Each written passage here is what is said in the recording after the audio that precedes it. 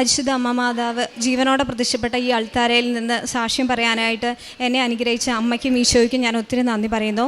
എൻ്റെ പേര് അന്ന, ഞാൻ വയനാട്ടിൽ നിന്നാണ് വരുന്നത്. ഞാനൊരു നേഴ്സാണ്. 2023 ജൂലൈ 11 ഞാൻ ആദ്യമായിട്ട് ഉടമ്പടി എടുക്കുന്നത്. ക്രിസ്തുവിലായിരിക്കുന്നവൻ ഒരു പുതിയ സൃഷ്ടിയാണ്, പഴയത് കടന്നുപോയി പുതിയത് വന്ന് ചേർന്നിരിക്കുന്നു എന്ന വചനം എൻ്റെ ജീവിതത്തിൽ എങ്ങനെ അനർത്ഥമായി മാതാവിൻ്റെ ഉടമ്പടിയിലൂടെ എന്നാണ് എനിക്ക് നിങ്ങളോട് പറയാനുള്ളത്. ഞാൻ ആദ്യമായിട്ട് ഇവിടെ വരുന്ന സമയത്ത് എൻ്റെ ജീവിതത്തിൻ്റെ എല്ലാ മേഖലകളിലും തടസ്സങ്ങളുണ്ടായിരുന്നു. എനിക്ക് ഒത്തിരി ആരോഗ്യ പ്രശ്നങ്ങളുണ്ടായിരുന്നു.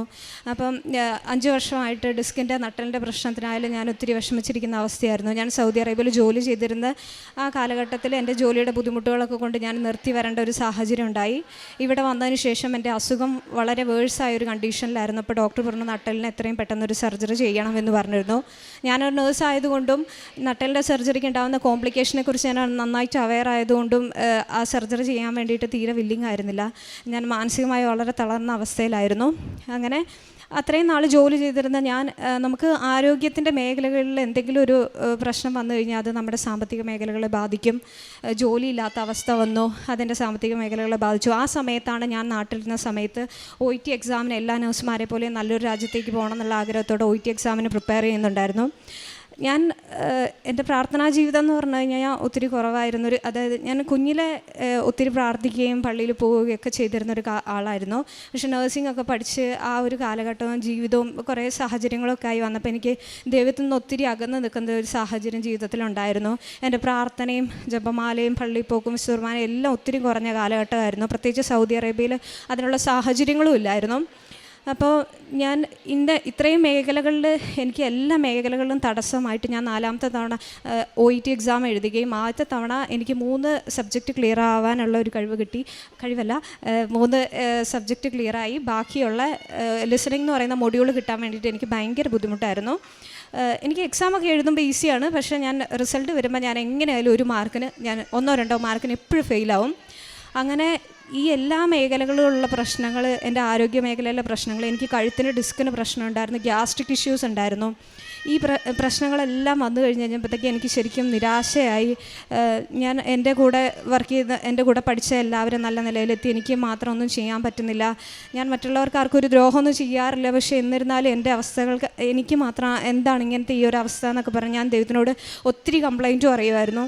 ഞാൻ അതുപോലെ തന്നെ ദൈവത്തിനോട് പറഞ്ഞിട്ടുണ്ട്, നമ്മൾ നന്മ ചെയ്യുന്നവർക്ക് മാത്രം ഇത്രയും ദുരിതങ്ങൾ മാത്രം വരുന്നൊരു ദൈവത്തിനെ എനിക്ക് അറിയില്ല എന്നൊക്കെ ഞാൻ എൻ്റെ ഹസ്ബൻഡിനോട് ഇങ്ങനെ തർക്കിക്കുമായിരുന്നു. നിരാശയുടെ ഒരു ഏറ്റവും അവസാന ഘട്ടത്തിലാണ് ഞാൻ എത്തി നിന്നത്. അപ്പം എനിക്കറിയാം, ഇവിടെ അച്ഛൻ പറയുന്നത് പോലെ ഒരു ജീവിതത്തിൽ ഒരു വഴിയില്ലാത്തവർക്കുള്ള മുമ്പിലുള്ളൊരു വഴിയായിട്ടാണ് ഉടമ്പടി എൻ്റെ ജീവിതത്തിൽ വർക്കായിട്ടുണ്ടായിരുന്നത്. അപ്പോൾ എൻ്റെ എക്സാമിന് ഞാൻ പരിചയപ്പെട്ട ഒരു സ്നേഹ എന്ന് പറഞ്ഞ ചേച്ചിയാണ് എന്നോട് മാതാവിൻ്റെ ഉടമ്പടിയെ കുറിച്ച് പറഞ്ഞത്. അപ്പം 4 തവണ എക്സാം എഴുതിയിട്ടും 1 മാർക്കിന് തന്നെ എപ്പോഴും പോയിക്കൊണ്ടിരിക്കുക. എനിക്ക് ബാക്കിയുള്ള സമയത്തൊക്കെ എളുപ്പമാണ്. അപ്പോൾ എനിക്ക് മനസ്സിലായി ഇതെന്തോ ഒരു വലിയൊരു തടസ്സമുണ്ട്, എന്നെക്കൊണ്ട് ഇനി എൻ്റെ കഴിവുകൊണ്ട് സാധിക്കില്ല എന്ന് മനസ്സിലായപ്പം ഒടുവിൽ ഞാൻ എൻ്റെ ജീവിതം മുന്നോട്ട് നീങ്ങില്ല എന്ന് കണ്ടപ്പോഴാണ് ഞാൻ ഇവിടെ വന്ന് ഉടമ്പടി എടുക്കാൻ നിന്നത്. അപ്പം എൻ്റെ ഹസ്ബൻഡ് എന്നോട് പറഞ്ഞു, നിനക്ക് ജീവിതത്തിൽ ഇനി മുന്നോട്ട് പോകണമെങ്കിൽ ഒരു വഴിയില്ല, അപ്പം നീ ഈ ഉടമ്പടി ഏറ്റവും നല്ല രീതിയിൽ തന്നെ ചെയ്യണമെന്ന് പറഞ്ഞു. അന്ന് വയനാട്ടിൽ നിന്ന് 350 കിലോമീറ്റർ ട്രാവൽ ചെയ്തിട്ടാണ് ഇവിടെ വരേണ്ടത് ആദ്യമായിട്ട് ഉടമ്പടി എടുക്കാൻ. അപ്പോൾ എനിക്ക് ഒത്തിരി ബാക്ക് പെയിൻ്റെ ഇഷ്യൂസ് ഉണ്ട്. എനിക്കൊരു ഹാഫ് ആൻ അവറിൽ കൂടുതൽ ഇരിക്കാൻ പറ്റില്ല. നൈറ്റിൽ ഉറക്കത്തിൻ്റെ പ്രശ്നം, ഉറക്കം ഇല്ലാതെ വന്നു. പിന്നെ ഇവിടെ വന്ന ആദ്യത്തെ ദിവസം ഉടമ്പടി ഇവിടുത്തെ തിരക്കും കാര്യങ്ങളൊക്കെ കണ്ടപ്പോൾ എനിക്ക് ഓടി എവിടുന്നെങ്കിലും രക്ഷപ്പെട്ട് പോയാൽ മതി എന്നുള്ളൊരു ചിന്തയായിരുന്നു. നടുവേദന കൊണ്ട് എനിക്ക് ഉടമ്പടി ക്ലാസ്സുകളൊന്നും കേൾക്കാൻ പറ്റുന്നില്ല. ഹസ്ബൻഡും ഒക്കെ മടുത്തു ഇവിടുത്തെ ചൂടും അവസ്ഥയൊക്കെ കൊണ്ട്. എന്നിട്ട് തിരിച്ചു പോകാമെന്ന് പറഞ്ഞു. ഞാൻ പറഞ്ഞു ഇല്ല, ഇത്രയും കഷ്ടപ്പെട്ടല്ലേ, എന്തായാലും എടുത്തിട്ട് പോകാമെന്ന് പറഞ്ഞിട്ട് എടുത്തിട്ട് പോയി. അപ്പോൾ എന്തൊക്കെയാണ് കാര്യങ്ങൾ ഫോളോ ചെയ്യേണ്ടതെന്ന് പോലും ഒരു ഐഡിയ ഇല്ലായിരുന്നു. അവിടെ ചെന്നതിന് ശേഷം എൻ്റെ മനസ്സിലെ ചിന്ത എന്ന് പറയുന്നത്, ഞാൻ ഒത്തിരി യുക്തിയുടെ മേഖലയിൽ ചിന്തിച്ചുകൊണ്ടിരുന്ന വ്യക്തിയാണ്. അതായത് താൻ പാതി ദൈവം പാതി എന്നെല്ലാവരും പറയുന്ന പോലെ പഠിക്കാതെ നമ്മൾ പ്രാർത്ഥിച്ചാൽ മാത്രം എങ്ങനെയാണ് പാസ്സാവുക? അപ്പം നമ്മൾ ഒരു അധ്വാനവും കൊടുക്കുന്നില്ലല്ലോ, രണ്ടും കൂടെ ആയാലല്ലേ പാസ്സാവുള്ളൂ. അങ്ങനെ ഒത്തിരി യുക്തി ചിന്തകൾ എൻ്റെ അടുത്തുണ്ടായിരുന്നു. അപ്പോൾ ഞാനിങ്ങനെ വിചാരിച്ചു, ഇങ്ങനെ ഒരു പരീക്ഷിക്കുന്ന പോലെ തന്നെ ഞാൻ വിചാരിച്ചു, ഇത്രയും നാൾ ഞാൻ കഷ്ടപ്പെട്ട് പഠിച്ചിട്ട് ഞാൻ പാസ്സായില്ല. അപ്പം ഇനി 10 ദിവസം ഞാൻ ഇവിടെ വന്നതിന് ശേഷം ആദ്യമായിട്ട് എന്നെ എക്സാമിൻ്റെ ഡേറ്റ് എടുത്തു. ആദ്യത്തെ എക്സാം 10 ദിവസമായിട്ടേ ഉള്ളൂ. അപ്പം ഞാനിങ്ങനെ വിചാരിക്കുന്നുണ്ട്, ഈ രാവിലത്തെ പ്രാർത്ഥനകളും വൈകുന്നേരത്തെ പ്രാർത്ഥനകളൊക്കെ ചെല്ലുമ്പോൾ എന്ത് അത്ഭുതമാണ് സംഭവിക്കാൻ പോകുന്നത്. എന്തായാലും ആ സ്നേഹ ചേച്ചി പറഞ്ഞ പോലെ ഞാനൊന്നും പഠിച്ചിട്ടല്ല പാസ്സായെന്ന് പറഞ്ഞപ്പോൾ ഞാൻ വിചാരിച്ചു എൻ്റെ കഴിവുകളെല്ലാം തീർന്നു, ഇപ്രാവശ്യം ദൈവം എന്താണ് എൻ്റെ ജീവിതത്തിൽ പ്രവർത്തിക്കുന്നതെന്ന് നോക്കട്ടെ, ഞാൻ ഒരക്ഷരം പഠിക്കില്ല എന്ന് വിചാരിച്ചിട്ട്. അപ്പം എൻ്റെ ഹസ്ബൻഡ് ഒരു ടെൻഷൻ. ഹസ്ബൻഡ് പറഞ്ഞു, ഇത്രയും പൈസ മുടക്കുന്ന എക്സാമാണ്, നീ എന്തെങ്കിലുമൊക്കെ ഒന്ന് പഠിച്ചിട്ട് പോകും. അപ്പം ഞാൻ പറഞ്ഞു, ഇല്ല ഞാൻ പഠിക്കില്ല, ഇപ്രാവശ്യം ദൈവത്തിൻ്റെ കഴിവിൽ ആശ്രയിച്ചുകൊണ്ട് തന്നെ ഞാൻ എക്സാം എഴുതാമെന്ന് പറഞ്ഞ് ഞാൻ ഒരക്ഷരം പഠിക്കാണ്ടാണ് ഞാൻ എക്സാമിന് പോയത്. എക്സാം എനിക്ക് എല്ലാ തവണത്തെ പോലെ തന്നെ എളുപ്പമായിരുന്നു. പക്ഷേ അതിലുണ്ടായൊരു കാര്യം എന്ന് പറഞ്ഞാൽ, എക്സാം കഴിഞ്ഞ് ഒരു ചേച്ചി എൻ്റെ അടുത്ത് വന്നു, ഒരു പരിചയമില്ലാത്തൊരു ചേച്ചി എൻ്റെ അടുത്ത് വന്നിട്ട് എന്നോട് ഇങ്ങനെ വിഷമം പറയാം, മോളെ ഞാൻ 10-12 തവണ എക്സാം എഴുതി, ഞാൻ പാസ്സായില്ല, ഇനി എൻ്റെ എക്സാമിൻ്റെ ക്ലബിങ്ങിൻ്റെ സമയങ്ങളൊക്കെ തീരാനായി എന്നൊക്കെ പറഞ്ഞപ്പോൾ ഞാൻ ആ ചേച്ചിയോട്, എനിക്ക് എക്സാമിൻ്റെ റിസൾട്ട് വന്നിട്ടില്ല, ഒന്നും ആയിട്ടില്ല, പക്ഷേ എൻ്റെ ഉള്ളിൽ നിന്ന് ആരോ ഇരുന്ന് പറഞ്ഞു, ഞാൻ പറഞ്ഞു, ചേച്ചി മാതാവിൻ്റെ അടുത്ത് പോയി ചേച്ചി ഉടമ്പടി എടുക്കുക, ചേച്ചി ഉറപ്പായിട്ടും പാസ്സാവും, ഞാൻ എന്തായാലും ഇപ്രാവശ്യം ഉറപ്പായിട്ടും പാസ്സാവുന്നു. ഞാൻ എന്ത് കോൺഫിഡൻസിൻ്റെ പേരിൽ അങ്ങനെ പറഞ്ഞതെന്ന് എനിക്കറിയില്ല, കാരണം റിസൾട്ട് പോലും വന്നിട്ടില്ല, എല്ലാ തവണ ഞാൻ ഫെയിൽ ആവാറാണ്. അപ്പം ഞാനിങ്ങനെ മാതാവിനോട് പ്രാർത്ഥിച്ചു, മാതാവേ ആ ഒരു ചേച്ചിയുടെ വിശ്വാസം വർദ്ധിപ്പിക്കാനെങ്കിലും എന്നെ പാസ്സാക്കണമെന്ന് പറഞ്ഞു. അങ്ങനെ 10 ദിവസം മാത്രം ഞാൻ ഉടമ്പടിയിൽ ഒരു കാര്യങ്ങൾ ചെയ്തിട്ടില്ല, പ്രാർത്ഥിച്ചിട്ട് മാത്രമേ ഉള്ളൂ. പക്ഷേ ഞാൻ വിശ്വസിക്കുന്ന ഈ ചേച്ചിയോട് പറഞ്ഞ എൻ്റെ വിശ്വാസ പ്രഘോഷണത്തിൻ്റെ ഭാഗമായിട്ട് മാത്രമായിരിക്കാം മാതാവ് എനിക്ക് വിജയം തന്നത്. 10 ദിവസത്തിന് ശേഷം എൻ്റെ എക്സാമിൻ്റെ റിസൾട്ട് വന്നു. ഞാൻ ജീവിതത്തിൽ ആദ്യമായിട്ട് ഉടമ്പടി പ്രാർത്ഥനകൾ ചൊല്ലി ബൈബിൾ വായിച്ച് എൻ്റെ റിസൾട്ട് തുറന്നപ്പോൾ ബൈബിൾ തുറന്നപ്പോൾ എനിക്ക് കിട്ടിയ വചനം എന്ന് പറഞ്ഞിട്ടുണ്ടെങ്കിൽ, ശക്തനായവൻ എനിക്ക് വലിയ കാര്യങ്ങൾ ചെയ്തിരിക്കുന്നു, ലൂക്ക 1:49. അപ്പം തന്നെ ഞാൻ ഉറപ്പിച്ചു ഞാൻ എക്സാമിന് പാസ്സായിട്ടുണ്ടെന്ന്. അങ്ങനെ ഉടനെ തന്നെ ആ ചേച്ചി എനിക്ക് മെസ്സേജ് അയച്ചിരുന്നു. ഞാൻ ഏറ്റവും സന്തോഷത്തോടുകൂടി ആ ചേച്ചിയോട് ഞാൻ എക്സാം പാസ്സായ കാര്യം പറഞ്ഞു. അപ്പം തന്നെ എൻ്റെ വിശ്വാസത്തിൻ്റെ അടിത്തറ ആദ്യം തന്നെ ഇട്ടിരുന്നു. അപ്പോൾ എനിക്ക് മനസ്സിലായി, നമ്മുടെ കഴിവുകളെ ഒന്നും അല്ല, ദൈവത്തിൻ്റെ ഒരു അനുഗ്രഹം ഉണ്ടെങ്കിൽ മാത്രമേ നമുക്ക് ജീവിതത്തിൽ മുന്നോട്ട് പോകാൻ പറ്റുള്ളൂ എന്ന്. അപ്പോൾ ഈ നട്ടലിൻ്റെ വേദനകളും കഴുത്തിൻ്റെ വേദനകളൊക്കെ ആയിട്ട് ഞാൻ ഒത്തിരി ബുദ്ധിമുട്ടിരുന്ന സമയത്ത് 10 ദിവസം കഴിഞ്ഞ് ആ സമയത്ത് തന്നെ കോഴിക്കോടുള്ളൊരു സ്പൈനൽ സർജനെ കാണാൻ വേണ്ടിയിട്ട്, ഒരു എക്സ്പേർട്ടായിട്ടുള്ള സ്പൈനൽ സർജനെ കാണാനിടയായി. ഞാൻ മാലയും മാതാവിൻ്റെ കാശുരൂപമൊക്കെ പിടിച്ച് ഒത്തിരി ടെൻഷനായിട്ടാണ് പോയിട്ടുണ്ടായിരുന്നത്.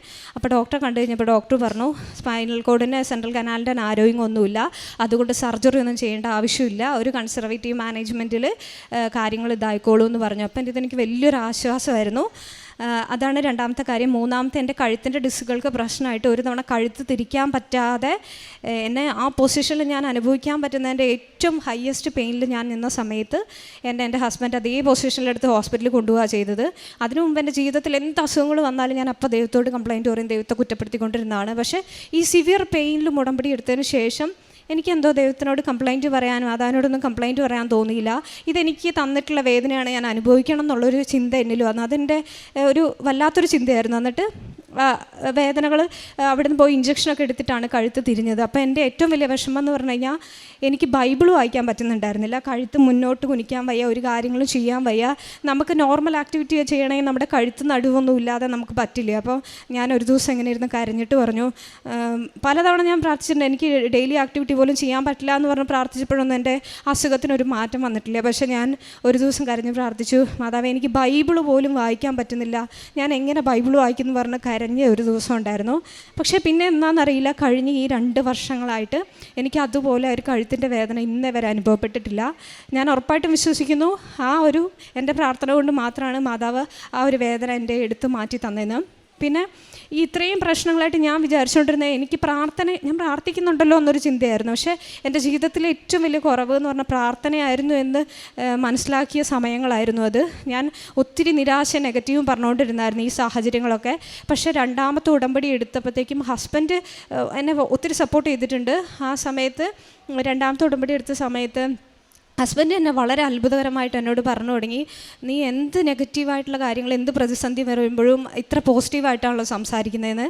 അപ്പോൾ എനിക്ക് തന്നെ ഞെട്ടലോടെ ഞാൻ മനസ്സിലാക്കി, എൻ്റെ ഉള്ളിലുള്ള എല്ലാ നെഗറ്റീവ് എനർജികളും പോയിട്ടുണ്ട്. ഞാൻ വചനം പറയാൻ തുടങ്ങി. അതായത് ബൈബിളൊക്കെ വായിക്കാനായിട്ട് ഒരു 5 മിനിറ്റ് പോലും ബൈബിൾ വായിക്കാൻ ബുദ്ധിമുട്ടുള്ള ഞാനാണ്. അപ്പോൾ എൻ്റെ ഹസ്ബൻഡ് ആ കാര്യങ്ങളിലൊക്കെ എൻ്റെ വിശ്വാസത്തിൻ്റെ ഇതിൽ ആദ്യത്തെ മാസങ്ങളിൽ ഒത്തിരി എന്നെ സപ്പോർട്ട് ചെയ്തിരുന്നു. കാരണം ഞാൻ 2 വർഷമായിട്ട് കുമ്പസാരിക്കാതെ ഇരുന്നൊരു വ്യക്തിയാണ്. അപ്പോൾ ഞങ്ങളുടെ തമ്മിൽ ഒരു ദിവസം ഒരു കോൺവെർസേഷൻ ഉണ്ടായി.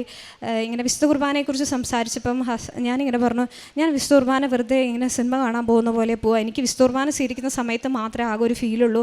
അപ്പോഴാണ് ഞാൻ ഏറ്റവും കൂടുതൽ ഒന്ന് പ്രാർത്ഥിക്കുന്നത്. എനിക്കൊരു അനുഭവം ആവാറില്ല. വിശുദ്ധ കുർബാന എന്ന് പറഞ്ഞപ്പോഴത്തേക്കും ദിവ്യകാരുണ്യത്തോട് ഒത്തിരി ആരാധന ഉള്ള എൻ്റെ ഹസ്ബൻഡ് പറഞ്ഞു, നീ എന്തിനെക്കുറിച്ചാണ് ഈ പറയുന്നതെന്ന് എനിക്ക് വല്ല ബോധ്യമുണ്ടോ എന്ന് വെച്ചിട്ട് പുള്ളിയുടെ ഭാവമൊക്കെ മാറിയപ്പോൾ ഞാൻ എന്തോ വലിയ തെറ്റായ കാര്യം പറഞ്ഞോ എന്നുള്ള അത്ഭുതത്തിൽ ഇങ്ങനെ നോക്കി. അപ്പോൾ എന്നിട്ട് പുള്ളി എന്നോട് ചോദിച്ചു, നീ എത്ര നാളായി കുമ്പസാരിച്ചിട്ട് എന്ന് ചോദിച്ചു. അപ്പോൾ ഞാൻ പറഞ്ഞു, ഞാൻ 2 വർഷമായി കുമ്പസാരിച്ചിരുന്നു. അപ്പോൾ എന്നോട് പറഞ്ഞു, നീ ഈ ആഴ്ച എന്തായാലും കുമ്പസാരിക്കണം, കുമ്പസാരിച്ചാൽ മാത്രമേ നിനക്ക് വിശുദ്ധ കുർബാന അനുഭവവേദ്യമാവുള്ളൂ, നീ അതിനു വേണ്ടി പ്രാർത്ഥിക്കണം എന്ന് പറഞ്ഞു.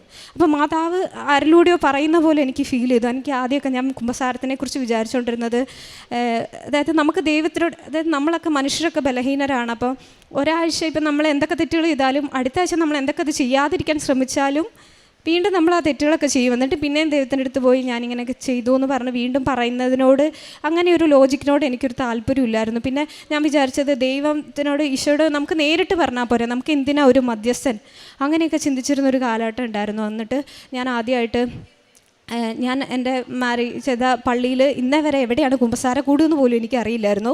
ഇവിടുന്ന് അച്ഛൻ ബാക്ക് സൈഡിൽ നിന്നാണ് വരുന്നതെന്ന് അറിയാം, പക്ഷേ ഫ്രണ്ടിൽ നിൽക്കുന്ന നമുക്ക് ഒരിക്കലും കാണാൻ പോലും പറ്റില്ലായിരുന്നു. അപ്പം അന്ന് ഞാൻ ആഗ്രഹത്തോടെ കുമ്പസാരിക്കാനുള്ള ആഗ്രഹത്തോടെ പ്രാർത്ഥിച്ചപ്പോൾ അന്ന് ആദ്യമായിട്ട്, അത്രയും വർഷം ഞാൻ ആ പള്ളിയിൽ പോയിട്ട് അന്ന് ആദ്യമായിട്ട് അച്ഛൻ ഒരു അറിയിപ്പ് പറയുകയാണ്, ഫ്രണ്ടിലെ പള്ളിയുടെ 2 സൈഡുകളിലും 2 പച്ച ലൈറ്റുകൾ കത്തും. ആ പച്ച ലൈറ്റുകൾ കത്തുന്ന സമയത്ത് അച്ഛൻ കുമ്പസാരിപ്പിക്കാനായിട്ട് അവിടെ വന്നിരുന്നു എന്നാണ് അതിനർത്ഥം എന്ന് പറഞ്ഞപ്പോൾ എനിക്ക് ഉറപ്പായിട്ടും മനസ്സിലായി ഞാൻ കുമ്പസാരിക്കാനായിട്ട് ദൈവം എല്ലാ വഴികളും ഒരുക്കുന്നുണ്ടെന്ന്. അന്ന് ആദ്യമായി ജീവിതത്തിൽ ഞാൻ കരഞ്ഞുകൊണ്ട് എൻ്റെ പാപങ്ങളെല്ലാം ഏറ്റു പറഞ്ഞ് കുമ്പസാരിച്ചു. അന്ന് ജീവിതത്തിൽ ആദ്യമായിട്ട് എനിക്ക് വിശുദ്ധ കുർബാന ഒരു അനുഭവമായി തീർന്നു. പിന്നീടുള്ള എൻ്റെ ജീവിതത്തിൽ എൻ്റെ പ്രാർത്ഥനയ്ക്കായിരുന്നു ഏറ്റവും കൂടുതൽ. ഞാനിവിടെ ആദ്യത്തെ ദിവസം 6 നിയോഗങ്ങൾ എഴുതിയിടണമെന്ന് പറഞ്ഞപ്പോൾ ഞാൻ പ്രാർത്ഥനയുടെ നിയോഗ സിസ്റ്റർ എഴുതാൻ പറഞ്ഞപ്പോൾ ഞാൻ മനസ്സിൽ വിചാരിച്ചു, എനിക്ക് ഒത്തിരി കാര്യങ്ങളുണ്ട്, പ്രാർത്ഥനേൻ്റെ നിയോഗം എന്തിനാ എഴുതുന്നത്, അതൊക്കെ നടന്നോളൂലേ, അത് എഴുതേണ്ടെന്ന് വെച്ചാൽ ഞാൻ എഴുതിയില്ല. കാരണം എനിക്ക് അത്ര ജീവിത പ്രശ്നങ്ങളുണ്ടായിരുന്നു. പക്ഷേ മാതാവ് എൻ്റെ ജീവിതത്തിൽ ഏറ്റവും കൂടുതൽ അനുഗ്രഹിച്ചത് എൻ്റെ പ്രാർത്ഥനയിലാണ്. ജപമാല ചൊല്ലാൻ ഒത്തിരി മടിയായിരുന്ന ഞാനാണ്. എനിക്ക് ഭൗതികമായിട്ട് ഒത്തിരി നേട്ടങ്ങൾ കിട്ടിയിട്ടുണ്ട്, പക്ഷേ അതിനേക്കാളും കൂടുതൽ ഇപ്പോൾ ദൈവസ്നേഹത്തിൽ നിന്നുകൊണ്ട് എനിക്ക് ഈശോയുടെ മാതാവിനുള്ള കാര്യങ്ങൾ പറയാനാണ് ഏറ്റവും താല്പര്യം. ജപമാല ചൊല്ലാതിരുന്ന ഞാൻ, മടിയായിരുന്ന ഞാൻ, ഇന്ന് ഈ കഴിഞ്ഞ 2 വർഷമായിട്ട് ഒരിക്കൽ പോലും ജപമാല മുടക്കിയിട്ടില്ല. ആ ഒരു ദിവസം എന്നുള്ള ജപമാല അടുത്ത ദിവസം 2ആയി 3ആയി 4ആയി ജപമാല ചൊല്ലി ഞാൻ ഏത് വഴിക്ക് പോയിട്ടുണ്ടോ അവിടെയൊന്നും അത്ഭുതകരമായിട്ട് തടസ്സങ്ങൾ മാറിപ്പോകുന്നതായിട്ട് എനിക്ക് മനസ്സിലായി. പിന്നെ ബൈബിൾ വായിക്കുക എന്ന് പറയുന്നത് അത്രയും ബുദ്ധിമുട്ടായിരുന്നു. അപ്പോൾ ഹസ്ബൻഡിനോട് പറഞ്ഞു, നീ 1 മാസം തുടർച്ചയായി ബൈബിൾ വായിച്ചു നോക്ക്, ഭയങ്കര പൈശാചികതയാണ്, ആ പൈശാചികത നീ 1 മാസം തുടർച്ചയായി വായിച്ചാൽ വിട്ടുപോകുമെന്ന് പറഞ്ഞു. അങ്ങനെ 1 മാസത്തിന് ശേഷം ഞാൻ ബൈബിൾ വായിക്കാൻ കഷ്ടപ്പെട്ടിട്ടാണെങ്കിലും ബൈബിൾ വായിക്കാൻ തുടങ്ങി. അത് വായിക്കാൻ തുടങ്ങിയോടെ എൻ്റെ ജീവിത പ്രശ്നങ്ങളിൽ ഏറ്റവും കൂടുതൽ വചനത്തിലൂടെ ഈശോനോട് സംസാരിക്കുന്നതായിട്ട് എനിക്ക് തോന്നിയിട്ടുണ്ട്. ചില സമയത്ത് നമുക്ക് ജീവിതത്തിൽ ആരുമില്ല എന്നൊരു തോന്നൽ വരുമ്പോൾ ഈശോനെ കെട്ടിപ്പിടിച്ച് നമ്മളോട് വിഷമിക്കേണ്ട എന്ന് പറയുന്നതായിട്ടുള്ള വചനങ്ങൾ എൻ്റെ ജീവിതത്തിൽ ഒത്തിരി വന്നിട്ടുണ്ട്. പിന്നെ ഞാനാണെങ്കിൽ എൻ്റെ ഫാമിലിക്കും അതുപോലെ തന്നെ പാരൻസിനും ഒക്കെ ഇമ്പോർട്ടൻസ് കൊടുക്കുന്ന ഒരാളായിരുന്നു. ഫാമിലി എന്ന് പറയുന്നത് എനിക്ക് ഭയങ്കര ഒരു പ്രയോറിറ്റി ആയിരുന്നു. അപ്പോൾ ബാക്കി എല്ലാത്തിനേക്കാളും. അപ്പോൾ അതുകൊണ്ട് തന്നെ എൻ്റെ ഫാമിലിയിൽ കുറേ പ്രശ്നങ്ങൾ, അതുപോലെ തന്നെ ഫിനാൻഷ്യൽ പ്രോബ്ലങ്ങൾ, ഹെൽത്ത് ഇഷ്യൂസൊക്കെ ഉണ്ടായിരുന്നു. അപ്പോൾ ഇതിനെ ഓർത്ത് എനിക്ക് ഒത്തിരി വേദനിക്കേണ്ടി വന്നിട്ടുണ്ട്. പക്ഷേ ദൈവം എന്നെ മനസ്സിലാക്കി തന്നു, നിനക്ക് ഞാൻ തന്നതാണ് അപ്പനും അമ്മയൊക്കെ, അവരെക്കാളും നിൻ്റെ ദൈവത്തിന് നീ 1-ാം സ്ഥാനം കൊടുത്തില്ലെങ്കിൽ ഇവരെ ഓർത്ത് ഒത്തിരി വേദനിക്കേണ്ടി വരും എന്നുള്ളൊരു ബോധ്യം എനിക്ക് ബോധ്യപ്പെടുത്തുന്നു. ഈശോയ്ക്കും അമ്മയ്ക്കും 1-ാം സ്ഥാനം കൊടുത്ത് എൻ്റെ ജീവിതത്തിൽ ഞാൻ എന്ന് പ്രാർത്ഥിച്ചു തുടങ്ങിയോ അപ്പോൾ എൻ്റെ ജീവിതത്തിൽ എല്ലാ പ്രശ്നങ്ങളും മാറി. എനിക്ക് ജീവിതത്തെക്കുറിച്ചുള്ള ടെൻഷനുകൾ ഒത്തിരി മാറിയായിരുന്നു. പിന്നെ അതേപോലെ തന്നെ ഇങ്ങനെ ടെൻഷനും കാര്യങ്ങളൊക്കെ കൊണ്ട് ഒത്തിരി ഗ്യാസ്ട്രിക് ഇഷ്യൂസ് ഉണ്ടായിരുന്നു. അപ്പോൾ ഞാൻ ഒരു തവണ ഡോക്ടർ പറഞ്ഞു, ഒരു കൊളോണോസ്കോപ്പി എൻഡോസ്കോപ്പി ഒക്കെ ചെയ്തു നോക്കണം, ബയോപ്സിക്ക് വിടണം എന്നൊക്കെ പറഞ്ഞിട്ട് ഭയങ്കര ടെൻഷൻ അടിച്ചിരുന്നൊരു കാലഘട്ടം ഉണ്ടായിരുന്നു. ഞാൻ മാതാവിൻ്റെ ഉടമ്പടി തൈലോ ഉപ്പും ഒക്കെ പിന്നെ ഉപയോഗിച്ചിട്ടാണ് ഞാൻ കൊളോണോസ്കോപ്പിക്കൊക്കെ പോയത്. ജപമാലയൊക്കെ കൈപ്പിടിച്ച് മാതാവിൻ്റെ രൂപം പിടിച്ചാണ് പോയിരുന്നത്. അപ്പോൾ കൊളോണോസ്കോപ്പി റിപ്പോർട്ട് വന്നപ്പം ബയോപ്സി റിപ്പോർട്ടിലൊക്കെ ഞാൻ നല്ല ടെൻഷൻ അടിച്ചിരുന്നത്. പക്ഷേ അതിലൊന്നും ഒരു കുഴപ്പവും ഇല്ല എന്ന് പറഞ്ഞ് മാതാവ് എന്നെ അനുഗ്രഹിച്ചു. പിന്നെ OET പാസ്സായതിൻ്റെ ഭാഗമായിട്ട് ഞാൻ അടുത്ത ഇതിലേക്ക് ന്യൂസിലൻഡിൻ്റെ പ്രോസസ്സ് തുടങ്ങി. കാരണം എനിക്ക് ക്ലബിംഗ് സ്കോർ കിട്ടിയത് കൊണ്ട് തന്നെ. അപ്പോൾ ന്യൂസിലൻഡിൻ്റെ പ്രോസസ്സ് ഞാൻ തുടങ്ങിയപ്പോൾ പെട്ടെന്ന് കാര്യങ്ങൾ നടക്കുന്നതായിരുന്നു. പക്ഷേ പെട്ടെന്ന് എടുക്കേണ്ട പ്രോസസ്സ് ഒത്തിരി നാൾ വൈകി, 1 വർഷത്തോളം എടുത്തു. പക്ഷേ ഞാൻ പോയ ഒരു വഴികളിൽ എനിക്കൊരു തടസ്സം ഉണ്ടായിരുന്നില്ല. എൻ്റെ ലോണ് 12 ലക്ഷത്തോളം രൂപ വെറും 3 ദിവസം കൊണ്ടാണ് എനിക്ക് പാസ്സായി കിട്ടിയത്. എൻ്റെ പാസ്പോർട്ട് എല്ലാം പെട്ടെന്ന് ശരിയായി. ഒരിക്കലും ഈ 2024 അവിടെ ന്യൂസിലൻഡിൽ ക്യാബ് കോഴ്സ് നേഴ്സായി ഞാൻ ഒരു ക്യാബ് കോഴ്സ് ചെയ്യാൻ വേണ്ടിയിട്ടാണ് പോകാനിരുന്നത്.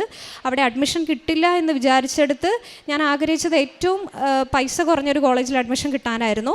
ആ കോളേജിൽ മാതാവ് അനുഗ്രഹിച്ച് എനിക്ക് കഴിഞ്ഞ മെയ് മാസത്തിൽ കുറച്ച് ഡിലേ ആയെങ്കിലും ഒത്തിരി പ്രോസസ്സ് ഉണ്ട്. ന്യൂസിലൻഡിൽ പ്രോസസ്സ് ചെയ്യുന്ന നഴ്സുമാർക്കറിയാം, ഓരോ പ്രോസസ്സും നമ്മൾ വല്ലാതെ അതിൻ്റെ ടൈം ലാഗിനെ വല്ലാതെ ഇതാക്കുന്നതാണ്. അപ്പം മാതാവിൻ്റെ സമയച്ചുരുക്കമൊക്കെ എൻ്റെ വിസയുടെ സമയത്ത് നടന്നു. ഒരിക്കലും ഒരു ന്യൂസിലൻഡിൻ്റെ വിസ, അതും ഹസ്ബൻഡ് വൈഫിൻ്റെ വിസ 4 ദിവസം കൊണ്ട് വരിക എന്ന് പറയുന്ന അസാധ്യമായിട്ടുള്ള കാര്യമാണ്. എനിക്ക് 4ാമത്തെ ദിവസമാണ് ന്യൂസിലൻഡിൻ്റെ വിസ മാതാവ് സമയച്ചുരുക്കത്തിൽ തന്നത്. അപ്പം അതിന് സാക്ഷ്യം പറയാൻ ഞാൻ വന്നിരുന്നു കഴിഞ്ഞ ജൂണിൽ പോകുന്നതിന് മുമ്പേ. പക്ഷേ അന്ന് തിരക്കുകൾ കാരണം എനിക്ക് പറയാൻ പറ്റില്ല, തിരിച്ചു പോകേണ്ടി വന്നു. അതൊത്തിരി വിഷമിച്ചിട്ടാണ് പോയത്. പിന്നെ ആ സമയത്ത് ന്യൂസിലൻഡിൻ്റെ അവസ്ഥ എന്ന് പറയുന്നത് ജോബ് ഒരു 0 വേക്കൻസിയാണ്. അവിടെ നഴ്സുമാർക്കൊന്നും ജോലിയില്ല. അപ്പം അത്രയും പ്രതിസന്ധി നിൽക്കുന്ന ഘട്ടത്തിലാണ് ഞാൻ പോയത്. പക്ഷേ ഞാൻ വിശ്വസിച്ചൊരു വചനമുണ്ട്, ഏശയ്യ 66:9, ഞാൻ പ്രസവത്തോളം എത്തിച്ചിട്ട് പ്രസവിപ്പിക്കാതിരിക്കുമോ, ജന്മം നൽകുന്ന ഞാൻ ഗർഭപാത്രം അടച്ചു കളയുമോ. ഞാൻ എത്ര ഡൗൺ ആയിട്ട് വരുമ്പോൾ ഈ വചനം എൻ്റെ ഉള്ളിലേക്ക് വരും. അപ്പം ഞാൻ പറയും, ഇത്രയും നടത്തിയ ദൈവത്തിന്, മാതാവിന് ഒരിക്കലും ഇത് എനിക്ക് ജോലി തരാതിരിക്കാനാവില്ല, എനിക്ക് തരും എന്നൊരു ഉറപ്പായൊരു വിശ്വാസം ഉണ്ടായിരുന്നു. എന്നാലും ഒരു ടെൻഷൻ ഉള്ളിലുണ്ടായിരുന്നു. എന്നിട്ട് ഞാൻ ന്യൂസിലൻഡിൽ പോയി. അവിടെ ചെന്ന് എൻ്റെ ക്യാബ് കോഴ്സുകളൊക്കെ ഞാൻ മാതാവിനോട് പ്രാർത്ഥിച്ചിരുന്നു. ഞാൻ ഇപ്രാവശ്യം എല്ലാം എൻ്റെ കഴിവിൽ ആശ്രയിച്ചല്ല, മാതാവിൻ്റെ കഴിവിൽ ആശ്രയിച്ചാണ് വരുന്നത്. അതുകൊണ്ട് തന്നെ എനിക്ക് നല്ല മാർക്കോടുകൂടി പാസ്സാകാൻ പറ്റണമെന്ന് പ്രാർത്ഥിച്ചിരുന്നു. മാതാവ് 92% എനിക്ക് ക്യാബ് കോഴ്സൊക്കെ പാസ്സാകാനുള്ള കൃപ തന്നു. 1 മാസത്തിനുള്ളിൽ എൻ്റെ രജിസ്ട്രേഷനൊക്കെ വന്നു. പക്ഷേ പിന്നെ എനിക്ക് മനസ്സിലായൊരു സാഹചര്യം എന്ന് പറഞ്ഞാൽ, ന്യൂസിലൻഡിൽ ഏകദേശം 4000-ഓളം നഴ്സുമാർ രജിസ്ട്രേഷൻ കിട്ടിയിട്ട് ജോലി കിട്ടാതിരിക്കുന്ന ഒരു അവസ്ഥയുണ്ടെന്ന് മനസ്സിലായി കഴിഞ്ഞപ്പം അവിടെ ഒരു ഓസ്ട്രേലിയൻ്റെ ജോബ് ഫെയർ നടന്നിരുന്നു. അതിന് ഞാൻ പങ്കെടുക്കാൻ വേണ്ടിയിട്ട് പോയിരുന്നു. അവിടെ ചെന്ന് കഴിഞ്ഞപ്പോൾ 4000-5000-ഓളം കേരളത്തിൽ നിന്നുള്ള നഴ്സുമാർ ഇത്രയും പൈസ മുടക്കി അവിടെ ചെന്ന് നിൽക്കുന്ന കണ്ടപ്പോൾ തന്നെ ഞാൻ ജീവനം കൊണ്ട് ഓടിപ്പോരാനുള്ളൊരു അവസ്ഥ. അപ്പം ഞാനിങ്ങനെ മനസ്സിൽ വിചാരിച്ച് നിരാശയായി. ഇനി ഇത്രയും പൈസയും മുടക്കി ഇത്രയും കാര്യങ്ങളൊക്കെയായി എനിക്ക് ജോലി കിട്ടാനുള്ള ഒരു സാധ്യതയില്ല എന്ന് മനസ്സിലാക്കിയതിൻ്റെ 2ാമത്തെ ദിവസം ഇനി അവിടെ നിന്ന് പൈസ കളയണ്ടെന്ന് മനസ്സിൽ ഭയങ്കര ഒരു തോന്നലായിട്ട് ഞാൻ ഈ ജോബ് ഫെയറിൽ ചെന്ന് കഴിഞ്ഞപ്പോൾ അത് അത്ര നല്ല ജോബ് ഫെയർ ഒന്നും ആയിരുന്നില്ല. 4000-ഓളം പേരുണ്ട്, ആകെ 1-2 ഒരു 10 പേരെ കുറവിൽ അവരെ എടുത്തിട്ടുള്ളൂ. അപ്പം നമുക്കൊന്നും അങ്ങനത്തെ ഒരു കഴിവില്ല. അപ്പം എന്തായാലും എടുക്കാനുള്ള ഒരു സാധ്യതയില്ല. അപ്പം ഞാൻ തിരിച്ചു പോന്നു കഴിഞ്ഞപ്പം എൻ്റെ ഉള്ളിലൊരു തോന്നലുണ്ടായിരുന്നു, ന്യൂസിലൻഡിൽ ജോലി കിട്ടിയില്ലെങ്കിലും ചിലപ്പം ഓസ്ട്രേലിയൻ രജിസ്ട്രേഷൻ നമുക്ക് എടുക്കാൻ പറ്റും, അവിടുത്തെ ജോലി കിട്ടുന്ന ഒരു ചെറിയ കോൺഫിഡൻസ് എൻ്റെ ഉള്ളിൽ വന്നു പോയിരുന്നു. പക്ഷേ ആ കോൺഫിഡൻസിനുള്ള അടിയായിരുന്നു അടുത്ത ദിവസങ്ങളിൽ. ഞാൻ ഏകദേശം നെക്സ്റ്റ് മന്ത് തൊട്ട് ഏകദേശം 450 ജോബ് ആപ്ലിക്കേഷൻ ഇട്ടിട്ടുണ്ട്. ഒരു ദിവസം ഒരു 25 ആപ്ലിക്കേഷനൊക്കെ ഇടും. പിറ്റേ ദിവസം തന്നെ അതിൻ്റെ റിജക്ഷൻ വരും. എല്ലാ ദിവസവും കാത്തിരുന്ന് ലാസ്റ്റ് ഒക്ടോബർ മാസമൊക്കെ ആയപ്പോഴത്തേക്കും നാട്ടിൽ വന്നപ്പം മറ്റുള്ളവരുടെ ചോദ്യങ്ങൾ, കൊച്ചു പോയിട്ട് എന്തായി, ശരിയായില്ലേ, എക്സാം പാസ്സായില്ലേ, എല്ലാ ദിവസവും പള്ളിയിൽ പോവുകയും ജപമാലയിലും പ്രാർത്ഥിക്കുകയും ചെയ്തുകൊണ്ടിരുന്ന എനിക്ക് പള്ളിയിൽ പോകാൻ പോലും പറ്റാത്ത അവസ്ഥയായി. നാട്ടുകാരുടെ ചോദ്യം കൊണ്ട് നാണക്കേടോട് പുറത്തിറങ്ങാൻ വയ്യ. ആകെപ്പാടെ എല്ലാവരോടും നമ്മുടെ അവസ്ഥകളൊന്നും പറയാനും വയ്യ.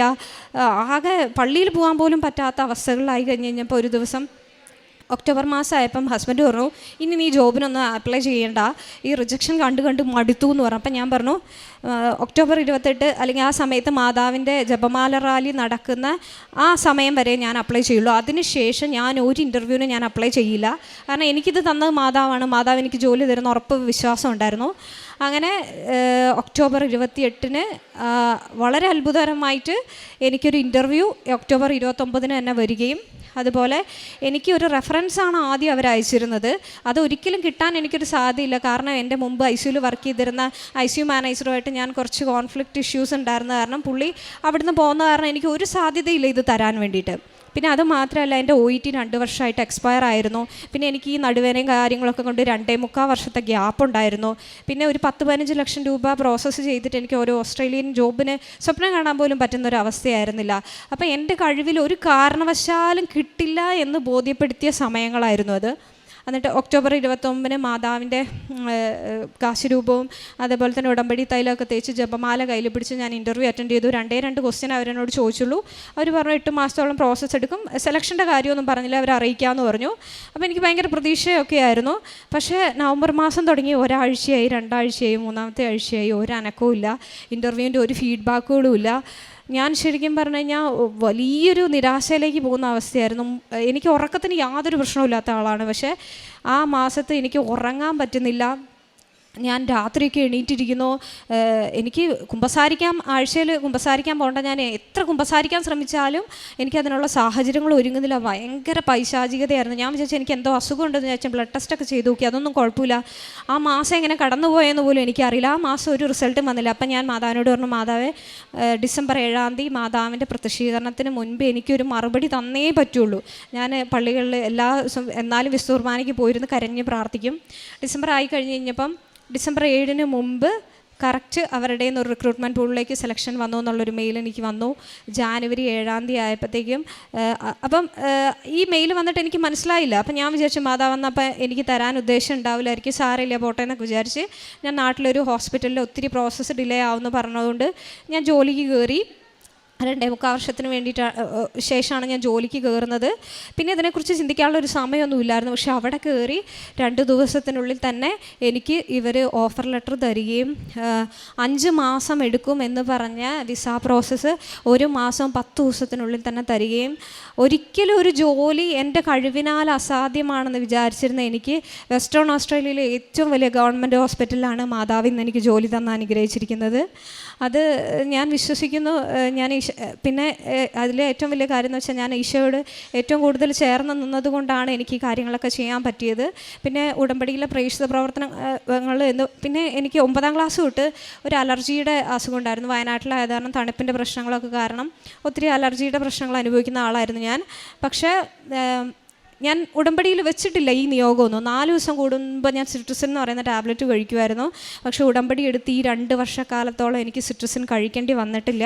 പിന്നെ ഉടമ്പടി തൈലവും ഉപ്പൊക്കെ ഉപയോഗിച്ച് ഞാൻ പ്രാർത്ഥിക്കുമായിരുന്നു. എൻ്റെ കൈകളിൽ 2 അലർജി ഉണ്ടായിരുന്നു. കഴുത്തിൻ്റെ സൈഡിൽ ഇങ്ങനെ അലർജി വരുമായിരുന്നു. എത്ര മെഡിസിൻ കഴിഞ്ഞിട്ട് മാറുന്നില്ലായിരുന്നു. പക്ഷേ കഴിഞ്ഞ ഒരു 6 മാസത്തോളമായിട്ട് അലർജി രോഗങ്ങൾ എന്നെ ബുദ്ധിമുട്ടിച്ചിട്ടില്ല. പിന്നെ ആ കഴുത്തിൻ്റെ വേദനകൾ എനിക്ക് വന്നിട്ടുള്ള ഒത്തിരി രോഗസൗഖ്യങ്ങളുണ്ടായിട്ടുണ്ട്. പിന്നെ ഞങ്ങളുടെ പുതിയ വീടിൻ്റെ അവിടേക്കുള്ള റോഡ് 5 വർഷമായിട്ട് അത് നന്നാക്കാതെ കിടക്കുമായിരുന്നു. അപ്പം ഞാൻ ആ റോട്ടിലൊക്കെ ആരും ചവിട്ടാത്ത സ്ഥലത്ത് ഉപ്പിട്ട് പ്രാർത്ഥിക്കുമായിരുന്നു. വളരെ അത്ഭുതകരമായിട്ട് 2 ആഴ്ച മുമ്പ് ആ റോഡ് അത്ര നല്ല രീതിയിൽ കോൺക്രീറ്റ് ചെയ്ത് കിട്ടി. പിന്നെ വീട്ടിലെ പറമ്പിലും അതിലൊക്കെ ഇട്ട് വിശ്വാസത്തോടെ പ്രാർത്ഥിക്കുമായിരുന്നു. പിന്നെ ഞങ്ങൾക്ക് ഒരു പഴയ വീടുണ്ടായിരുന്നു. അവിടുത്തെ വാടകയ്ക്ക് ആളെ കിട്ടാനൊക്കെ ബുദ്ധിമുട്ടായിരുന്നു. അപ്പോൾ പപ്പയോട് പറഞ്ഞ വിശ്വാസ പ്രമാണം ചൊല്ലി മാതാവിൻ്റെ ഉടമ്പടി തൈലം വെച്ച് പ്രാർത്ഥിച്ചാലും അവിടെ വാടകക്കാരെ കിട്ടി. അങ്ങനെ ഒത്തിരി ഭൗതികമായിട്ടുള്ള അനുഗ്രഹങ്ങൾ പറഞ്ഞാൽ തീരാത്തത്ര മാതാവ് എനിക്ക് തന്നിട്ടുണ്ട്. പിന്നെ എൻ്റെ പ്രേക്ഷിത പ്രവർത്തനം എന്ന് പറയുന്നത് എനിക്ക് ആ സമയത്ത് തന്നെ OET പഠിപ്പിക്കാനായിട്ട് ഞാൻ പാസ്സായ വിഷയത്തിന് പഠിപ്പിക്കാനുള്ള ഒരു ഭാഗ്യം കിട്ടി. ഏകദേശം 50ഓളം, ഒരു കഴിവില്ലാത്ത ഞാൻ 50ഓളം സ്റ്റുഡൻസിനെ പഠിപ്പിച്ചിട്ട് ആദ്യത്തെ അറ്റംപ്റ്റിൽ തന്നെ ഒത്തിരി പേർക്ക് റിസൾട്ട് ഉണ്ടാക്കാൻ ഞാൻ തന്നെ 4 തവണ എഴുതി പാസ്സായ ഞാൻ പഠിപ്പിച്ച എത്രയോ പേർക്ക് ആദ്യത്തെ തവണ തന്നെ റിസൾട്ട് ഉണ്ടാക്കാനുള്ളൊരു കൃപ മാതാവ് എനിക്ക് തന്നു. അതുപോലെ തന്നെ ഇവരോടെല്ലാം അക്രൈസ്തവരായിട്ടുള്ള എല്ലാ മതവിഭാഗങ്ങളോടും ഞാൻ മാതാവിനെക്കുറിച്ചും ഇവരെക്കുറിച്ചൊക്കെ പറയുമായിരുന്നു. അവരൊത്തിരി പേര് വന്ന് ഉടമ്പടി എടുത്തിട്ടുണ്ട്, ഒത്തിരി പേര് പാസ്സായിട്ടുണ്ട്. അതൊക്കെ വലിയൊരു അനുഗ്രഹമായിട്ട് ഞാൻ കൊടുത്തു. പിന്നെ എനിക്ക് അപ്പം ഒരു സാലറി കിട്ടിയ സമയത്ത് ഞാൻ എൻ്റെ സാലറിയുടെ ഒരു 10% എനിക്ക് പരിചയമില്ലാത്തവരും അറിയില്ലാത്തവരുമായ രോഗികൾക്ക് ഞാൻ പ്രാർത്ഥിച്ചിട്ട് ആ പൈസ ഞാൻ കൊടുക്കുമായിരുന്നു. അപ്പം ഈശോൻ്റെ സാമ്പത്തിക മേഖലകളെ ഒത്തിരി അനുഗ്രഹിച്ചു. ഒത്തിരി സ്ട്രഗിളിൽ കൂടെ പോയിരുന്ന എനിക്ക് ആ കാര്യപ്രവൃത്തികൾ കൊണ്ട് ഒത്തിരി ഈശോയും മാതാവും തന്നു. പിന്നെ ബസ്സിലൊക്കെ പോയി ഞാൻ ഉടമ്പടി തൈലമൊക്കെ ആയിട്ടാണ് യാത്ര ചെയ്യുക. അപ്പോൾ ഒരു ദിവസം ഒരു ചേച്ചിയെയും കൊച്ചിനെയൊക്കെ പരിചയപ്പെടാണ്ടായി. ആ ചേച്ചി ഹോസ്പിറ്റലിൽ പോകാൻ മോളുടെ ഒരു ബ്രെയിന് കംപ്ലയിൻ്റ് ഒക്കെ ആയിട്ട്. അപ്പോൾ ബസ്സിലിരുന്നുകൊണ്ട് തന്നെ ആ കൊച്ചിന് ഉടമ്പടി തൈലം വെച്ച് പ്രാർത്ഥിക്കാനും, അതുപോലെ തന്നെ ഞങ്ങളുടെ വീടിൻ്റെ അടുത്ത് ഒരു അമ്മ മരിക്കാനായിട്ട് 2 വർഷമായിട്ട് തളർന്ന് കിടക്കുമായിരുന്നു. അതായത് ഓക്കെയാണ്, പക്ഷേ ഇങ്ങനെ കിടക്കുന്ന കാരണം അമ്മയ്ക്ക് ഭയങ്കര വിഷമമായിരുന്നു. അപ്പോൾ ഞാനൊരു ദിവസം രോഗി സന്ദർശനത്തിൻ്റെ ഭാഗമായിട്ട് ഈ അമ്മയെ പോയി കണ്ട് അമ്മയുടെ തലയിൽ കൈവച്ച് വിശ്വാസപ്രമാണമൊക്കെ ചൊല്ലി പ്രാർത്ഥിച്ചു. ഞാനിങ്ങനെ പറഞ്ഞു, മാതാവേ, ഇങ്ങനെ കിടക്കുന്ന ഒത്തിരി സഫറിങ് ആണ്, ഇത് കാണാൻ വയ്യ, അതുകൊണ്ട് മാതാവ് സുഖപ്പെടുത്താൻ ആഗ്രഹിക്കുന്നുണ്ടെങ്കിൽ എത്രയും വേഗം ഈ അമ്മയെ സുഖപ്പെടുത്തണം, അല്ലെങ്കിൽ ഒരു നല്ല മരണം കൊടുത്ത് അനുഗ്രഹിക്കണം എന്ന് പറഞ്ഞു. 2 ആഴ്ചയ്ക്കുള്ളിൽ തന്നെ ആ അമ്മ മരിച്ചു എന്നുള്ളൊരു കാര്യം കേൾക്കാനായിട്ട് ഇടയാക്കി. അങ്ങനെ ഒത്തിരി കാര്യങ്ങൾ മാതാവ്. പിന്നെ ഞാൻ അനാഥാലയങ്ങളിൽ വയസ്സായ അമ്മമാരെ പോയി സന്ദർശിക്കുമായിരുന്നു. അവരെ പോയി അവർക്ക് ഒപ്പം സമയങ്ങൾ ചിലവഴിക്കും, അവർക്ക് ഭക്ഷണം കൊടുത്തിട്ടുണ്ട്. അങ്ങനെ എന്നെക്കൊണ്ടാലാവുന്ന എൻ്റെ ഉള്ള കാരുണ്യപ്രവൃത്തികളെല്ലാം ഞാൻ ചെയ്തിട്ടുണ്ട്. ഈ ഉടമ്പടിയിലൂടെ ബൈബിൾ വായനയിലൂടെയും വിശുദ്ധ കുർബാനയിലൂടെയൊക്കെ എൻ്റെ ജീവിതത്തിനെ ഇത്ര അനുഗ്രഹിച്ച് ഈശോയ്ക്ക് അമ്മയ്ക്ക് നന്ദി പറയുന്നു. പിന്നെ വിശുദ്ധ കുർബാനയിൽ എനിക്ക് ആദ്യം ഞാൻ പറഞ്ഞു വലിയൊരു അനുഭവം ഇല്ലാത്ത ഒരാളായിരുന്നു. പക്ഷേ ഇന്ന് വിശുദ്ധ കുർബാന കണ്ടാലും ഞാൻ അവിടെ ഇരുന്ന് അവസാനിപ്പിക്കുന്ന സമയം വരെ എൻ്റെ ജീവിതവേദനകൾ ഓർത്തല്ല ഞാൻ കരയാറ്. ഈശോയെ ഓർത്ത്, അമ്മ മാതാവിനെ ഓർത്ത്, ഈശോയെ കുരിശിൽ തറയ്ക്കപ്പെട്ട അവിടുത്തെ പീഡാനുഭവത്തെ ഓർത്ത് ഞാൻ കണ്ണുനീർ ഓർത്ത് കരയും. എന്താണെന്നറിയില്ല, അങ്ങനെ ഒരു ദൈവസ്നേഹം. പിന്നെ റോഡുകളിലും ഒക്കെ വയ്യാത്തവരൊക്കെ കിടക്കുന്ന കാണുമ്പോൾ റോട്ടിൽ നിന്ന് തന്നെ എൻ്റെ കണ്ണുകളൊക്കെ നിറയാറുണ്ട്. എൻ്റെ കയ്യിൽ എന്തുണ്ടെങ്കിലും ഞാൻ അവർക്ക് കൊടുക്കാറുണ്ട്. അതായത് വചനത്തിൽ പറയുന്ന പോലെ നിൻ്റെ ശിലാഹൃദയം മാറ്റി ഞാൻ അവിടെ ഒരു മാംസഹൃദയം വെക്കുമെന്ന് പറഞ്ഞ വചനമൊക്കെ എൻ്റെ ജീവിതത്തിൽ അനർത്ഥമായിട്ടുണ്ട്. പിന്നെ ഞാൻ വിശ്വസിക്കുന്നത് എൻ്റെ കഴിവിനെയൊക്കെ മാറ്റി നിർത്തി ദാനിയേൽ പ്രവാചകൻ 10:12 പറയുന്ന പോലെ നീ ശരിയായി അറിയുന്നതിന് നിന്നെ തന്നെ എളിമപ്പെടുത്താൻ തുടങ്ങിയ ദിവസം മുതൽ നിൻ്റെ പ്രാർത്ഥന ഞാൻ കേട്ടിരിക്കുന്നു എന്ന് പറഞ്ഞ പോലെ ഈശോയിൽ വിശ്വസിച്ച് എൻ്റെ കോൺഫിഡൻസുകളെല്ലാം മാറ്റിവെച്ച് ഈ 2 വർഷത്തോളം എൻ്റെ ഉടമ്പടി ജീവിതത്തിൽ ഈശോയുടെ മാതാവിനോട് ഏറ്റവും കൂടുതൽ അടുക്കാനായിട്ട് അനുഗ്രഹം തന്നെ. ഇന്ന് ഞാൻ വിശ്വസിക്കുന്നത് എൻ്റെ ഭൗതികതയിലല്ല, ഈശോയും മാതാവിനോടും അല്ലെങ്കിൽ ഒരു ക്രിസ്ത്യാനിയായിട്ട് ജീവിക്കാൻ പറ്റിയതാണ് എൻ്റെ ലോകത്തിലെ ഏറ്റവും ഭാഗ്യമെന്ന് വിശ്വസിച്ചുകൊണ്ട് മുന്നോട്ട് പോകുന്ന ഒരാളാണ് ഞാൻ. അമ്മയ്ക്ക് തന്നിട്ടുള്ള എല്ലാ അനുഗ്രഹങ്ങൾക്കും ഈശോയ്ക്കും അമ്മയ്ക്കും ഞാൻ ഒത്തിരി നന്ദി പറയുന്നു. Thank you. യോഹന്നാൻ്റെ വിശുദ്ധ സുവിശേഷം 6-ാം അധ്യായത്തിൽ ഞാൻ 48-ാം തിരുവചനം മുതൽ അരുളി ചെയ്യുന്നുണ്ട്, ഞാൻ ജീവൻ്റെ അപ്പമാണ്. നിങ്ങളുടെ പിതാക്കന്മാർ മരുഭൂമിയിൽ വെച്ച് മന്ന ഭക്ഷിച്ചു, എങ്കിലും അവർ മരിച്ചു. ഇതാകട്ടെ മനുഷ്യൻ ഭക്ഷിക്കുന്നതിന് വേണ്ടി സ്വർഗത്തിൽ നിന്നിറങ്ങിയ അപ്പമാണ്. ഇത് ഭക്ഷിക്കുന്നവൻ മരിക്കുകയില്ല. ഇന്ന് വിശുദ്ധ കുർബാനയിൽ പങ്കെടുക്കുമ്പോൾ ഞാൻ കരയും. എൻ്റെ എന്തെങ്കിലുമൊക്കെ ആഗ്രഹങ്ങൾ സാധിക്കാഞ്ഞിട്ടോ അല്ലെങ്കിൽ സാധിക്കുന്നതിനോ വേണ്ടിയിട്ടല്ല, എനിക്ക് വേണ്ടിയിട്ട് ജീവിച്ച് മരിച്ച് ഉയർത്ത എൻ്റെ ഈശോ, ജീവനുള്ള ദൈവമായിട്ട് എൻ്റെ കൂടെ വസിക്കുന്ന ഈശോ, ആ ഈശോയുടെ സ്നേഹത്തെക്കുറിച്ച് ഓർത്താണ് ഞാനിന്ന് കരയുക. അതാണ് അന്നാപ്പോൾ പറഞ്ഞു നിർത്തുന്നത്. തൻ്റെ ജീവിതം എങ്ങനെയായിരുന്നെന്നും താൻ എങ്ങനെയാണ് ഇന്ന് ഈ തിരുവൾത്താരയിൽ കയറി തൻ്റെ സാക്ഷ്യം പറയാൻ വയനാട് വൈത്തിരിയിൽ നിന്നൊക്കെ ഇവിടെ വന്ന് ഈ മക്കളൊക്കെ സാക്ഷ്യം പറഞ്ഞിട്ട് പോകണമെങ്കിൽ എത്രയോ കിലോമീറ്ററുകൾ യാത്ര ചെയ്ത് ഇവർ വരുന്നു. അപ്പോൾ അത് ഈ മകൾ തന്നെ ഇവിടെ പറഞ്ഞു. ആദ്യം ഉടമ്പടി എടുക്കാൻ വന്നപ്പോൾ എങ്ങനെയെങ്കിലും ഇവിടെ നിന്ന് ഓടിപ്പോയാൽ മതി എന്ന് ഓർത്തിരുന്നു. പിന്നീട് ഉടമ്പടി എടുത്തു, ഒന്നും മനസ്സിലായില്ല. അങ്ങനെയായിരുന്നു തൻ്റെ ഉടമ്പടിയും. എന്നാൽ അതിന് ശേഷം തൻ്റെ ന്യൂസിലൻഡ് OET എക്സാം അത് പാസ്സാകുന്നത് 4 പ്രാവശ്യം ഫെയിലായിട്ടാണ് 5ാമത്തെ പ്രാവശ്യം പാസ്സാകുന്നത്. അതെങ്ങനെ താൻ ഒത്തിരിയേറെ യുക്തിയിൽ ആശ്രയിച്ച് ഇതൊക്കെ നടക്കുമോ, ഇതൊക്കെ സാധ്യതമാകുമോ, ഇങ്ങനെയൊക്കെയുള്ള കാര്യങ്ങളെല്ലാം പറഞ്ഞുകൊണ്ട് നടന്നിരുന്ന മകള്, അതിന് മാത്രം പ്രാധാന്യം കൊടുത്തിരുന്ന മകള്. അതുകൊണ്ടാണ് ഒരു ദൈവ പൈതൽ, ദൈവത്തിൽ ആശ്രയിക്കുന്ന ഒരു ദൈവ പൈതലിന് യുക്തിയും ബുദ്ധിയുമല്ല, അത് ഇന്നിവിടെയുള്ള സാക്ഷ്യങ്ങൾ തന്നെ നമ്മുടെ മുമ്പിൽ നിരത്തുകയാണ്. എന്താണ് ഒരു ദൈവ പൈതലിനെ കൂടുതൽ മുമ്പോട്ട് നയിക്കേണ്ടതെന്ന്. അങ്ങനെ ഉടമ്പടി ജീവിതത്തിലൂടെ ദൈവത്തെ സ്നേഹിക്കാൻ, വിശ്വസിക്കാൻ, ജീവിക്കാൻ ഒക്കെ തനിക്ക് സാധിച്ചു. അതാണ് ഈ മകൾ ഇവിടെ പങ്കുവെച്ചത്. ന്യൂസിലൻഡിലൊക്കെ പോകുന്നുണ്ട്. പോയതിന് ശേഷം പിന്നീട് അവിടെ 4000-ത്തിലധികം പേര് ജോലിയില്ലാതെ നിൽക്കുന്ന ആ ഒരു ശ്വാസം മുട്ടൽ, ഇതിൽ നിന്നെല്ലാം പിന്നീട് തനിക്ക് ഇന്ന് ഓസ്ട്രേലിയയിലേക്ക് പോകുവാനായിട്ട് എങ്ങനെയാണ് തനിക്ക് കഴിഞ്ഞത്? താൻ ഇവിടെ വന്നതിന് ശേഷം 450ഓളം ആപ്ലിക്കേഷൻസ് കൊടുത്തു, ഒന്നിനും ഒരു റിപ്ലൈയുമില്ല. ആ ഒരു അവസ്ഥയിൽ നിന്ന് ഇന്ന് തൻ്റെ ജീവിതത്തെ എങ്ങനെയാണ് ദൈവം തൊട്ടതെന്നും തനിക്കിന്ന് വന്ന ആത്മീയമായ മാറ്റങ്ങൾ, തനിക്കുണ്ടായിരുന്ന ഗ്യാപ്പ്, 2 വർഷത്തിലധികമായിട്ട് ഗ്യാപ്പുള്ള മകള്, ജോലി ചെയ്യാതിരുന്ന മകള്, ആ മകൾക്ക് പിന്നീട് കിട്ടിയ ജോലി ഏറ്റവും നല്ല ഹോസ്പിറ്റലിൽ ഏറ്റവും നല്ല സാലറിയിൽ തന്നെ ദൈവം എടുത്ത് ഉയർത്തി എന്ന് തന്നെയാണ് പറയുക. അതുകൊണ്ടാണ് സങ്കീർത്തനം 89 പറയുന്നുണ്ട്, അങ്ങാണ് അവരുടെ 17-ാം തിരുവചനം മുതൽ അങ്ങാണ് അവരുടെ ശക്തിയും മഹത്വവും. അങ്ങയുടെ പ്രസാദം കൊണ്ടാണ് ഞങ്ങളുടെ കൊമ്പ് ഉയർന്നു നിൽക്കുന്നത്. കൊമ്പ് ഉയർന്നു നിൽക്കുന്ന വ്യക്തികളാവുകയാണ് ഉടമ്പടിയെടുത്ത മക്കൾ. എന്താണ് ഈ കൊമ്പെന്നുള്ളതൊക്കെ നമുക്ക് മനസ്സിലാകും. അതായത് ദൈവസ്നേഹം കൊണ്ട് നിറയുമ്പോൾ നാം മറ്റുള്ളവരുടെ മുമ്പിൽ പീഠത്തിൽ ഉയർത്തപ്പെട്ട ദീപങ്ങളാവുകയാണ്. 2 വർഷത്തിലധികമായ തൻ്റെ കുമ്പസാരം, എന്തിനു കുമ്പസാരിക്കണം, എന്തിനാണിതൊക്കെ എന്നൊക്കെ ചിന്തിച്ച മകള് ഇന്ന് വന്ന ആ മാറ്റം, ഇത് സ്ഥായിയായ ഒരു മാറ്റമാണ്. ഇത് ഒരാഴ്ചത്തെ ധ്യാനത്തിൻ്റെയോ 1 മാസത്തെ ഒരു ധ്യാനത്തിൻ്റെയോ അല്ല. ഇത് 4 മണിക്കൂർ നേരം ഒരു ക്ലാസ് കേട്ട് ഉടമ്പടി എടുത്തതിന് ശേഷം വന്ന മാറ്റം മാത്രമാണ്. അങ്ങനെ മണിക്കൂറുകൾ കൊണ്ട് ഒരു ക്ലാസ്സിലൂടെയൊക്കെ ഉടമ്പടി ജീവിതം നയിച്ച് ആ വ്യക്തികൾ എങ്ങനെയാണ് ഇന്ന് ദൈവം മാത്രം, ദൈവത്തിന് വേണ്ടി മാത്രം, ആ ഒരു ചിന്തയാണ് ഇന്ന് അന്ന പോളിനെ മുമ്പോട്ട് നയിക്കുന്നത്. തനിക്കിന്ന് ഭൗതികമായിട്ടുള്ള നേട്ടങ്ങൾ ഒത്തിരി കിട്ടിയിട്ടുണ്ട്. തൻ്റെ രോഗസൗഖ്യ അനുഭവങ്ങളൊക്കെ അന്ന പോൾ ഇവിടെ പങ്കുവെച്ചു.